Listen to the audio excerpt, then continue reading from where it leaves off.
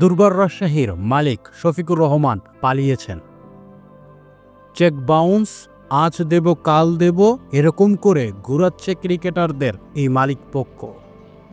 এখন তো এর শেষ পর্যায়ে চলে গিয়েছে। শফিকুর রহমানকে পাওয়া যাচ্ছে না কলে, তার সাথে দুর্বার রাজশাহীর ফেসবুক পেজটিও ডিঅ্যাক্টিভ। এরই সাথে বিদেশি 5 ক্রিকেটার হোটেলবন্দি, তাদের টিকিট করে দেওয়া হয়নি তাদের দেশে যাওয়ার জন্য, পাওনার কথা তো বাদই দিল। তারপরও বিসিবির এখনও কোনো পদক্ষেপ আমরা দেখতে পাচ্ছি না স্বনজরে।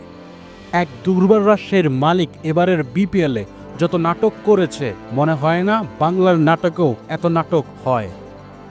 শফিকুর রহমান ম্যাচ দেখতে আসেন, চেক বাউন্স হয়, টাকা দেন না, তারপরও মাঠে উদযাপন করেন ম্যাচ জয়ের পরও।